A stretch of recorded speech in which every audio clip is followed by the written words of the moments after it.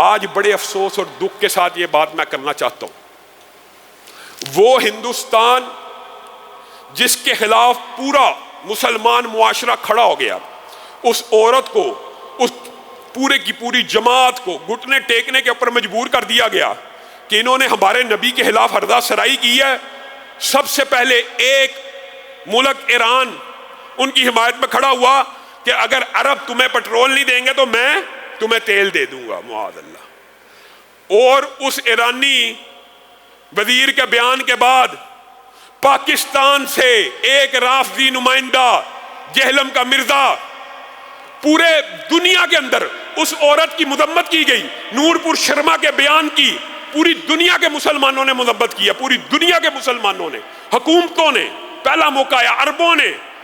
پاؤں کے ساتھ پاؤں، کندھے کے ساتھ کندھا ملا کے مسلمانوں نے ایک موقف اختیار کیا۔ وہ جہلم کا مرزا، جس کو آپ مرزا جہلمی کے نام سے جانتے ہیں، وہ اٹھا، اس نے بیان دیا کہ نور پور شرما نے جو توہین رسالت کی ہے اس کے اندر مجرم مسلمان ہے، معاذ اللہ۔ یہ کیسا بدبخت آدمی ہے، یہ کیسا بے ایمان ہے، یہ کیسا ظالم ہے۔ کہنے لگا کہ جی نور پور شرما کا وہ جو پروگرام ہے آپ دیکھیں، اور واللہ میں نے نہیں تھا دیکھنا، میرے اندر یہ اپنی کفیات کی بات ہوتی ہے، میں سن لیتا ہوں لوگوں سے، لیکن میرے میں یہ برداشت نہیں ہوتی کہ میں دیکھ سکوں، لیکن اس بدبخت کی گفتگو کے بعد میں نے دیکھ بھی لیا،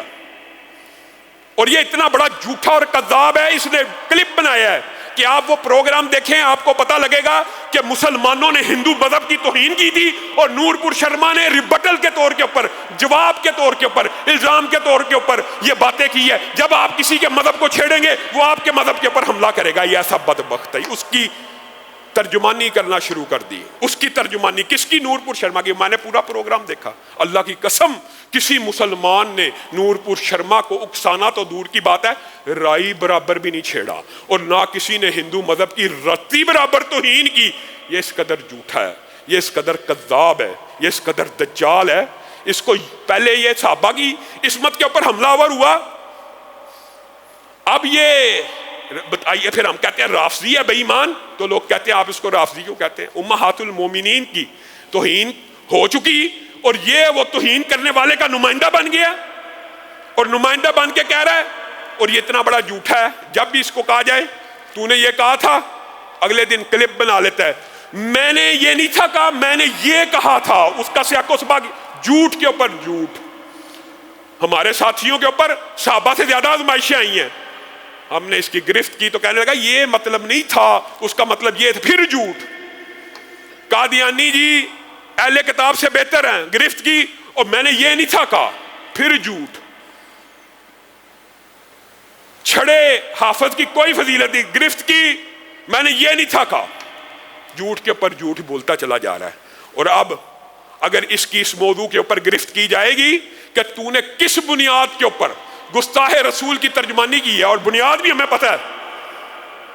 اس کے جو یوٹیوب لائکس ہیں یا فالوورز ہیں، ہمیں اطلاع ملی ہے اس میں سے بہت بڑی تعداد ہندوستان کے مسلمانوں کی ہے، بس ان کا دل رکھنے کے لیے، بس ان کی سائیڈ لینے کے لیے یہ بدبخت رسول اللہ صلی اللہ علیہ وسلم کی توہین کو بھی ریاکشن کہہ رہا ہے اور جھوٹ بول رہا ہے۔ اللہ تعالیٰ اس فتنے سے اس امت کو نجات دے۔ یہ فتنہ بڑھتا چلا جا رہا ہے، اور یہ ایسا فتنہ ہے، یہ اپنے آپ کو پتہ نہیں کیا سمجھتے ہیں، یہ اللہ کے فضل و کرم سے لوگوں کے اندر نکلے، یہ لوگوں عوام کے اندر نکلنے کے قابل نہیں ہے، اور یہ سمجھتے ہیں کہ یہ جو ہمارے چند لائکس ہیں اور چند فالوورز ہیں، اور یہ جو چند ہمارے پیچھے چلنے والے ہیں، یہ جو یوٹیوب کے اوپر، شاید یہی کل دنیا، کنویں کے مینڈک کو کنواں ہی پوری کائنات اور پوری دنیا لگتی ہے۔ کنویں کا مینڈک کنویں سے باہر نکلے تو اس کو پتا چلے دنیا کیا ہے۔ یہ ہر وقت صحابہ کی الاف ہردہ سرائی، آج حرمت رسول کے موقع کے اوپر جب امت کے ایک ہونے کا وقت تھا، اس کے اندر بھی اپنے غداروں کو پہچانیے، آپ کی پشت کے اوپر جو چھرا گھونپ رہے ہیں ان کو پہچانیے۔ یہی وہ لوگ ہیں، یہی وہ لوگ ہیں۔ اللہ رب العزت جو کہا گیا، جو سنا گیا، اس کو سمجھنے کی توفیق عنایت فرمائے۔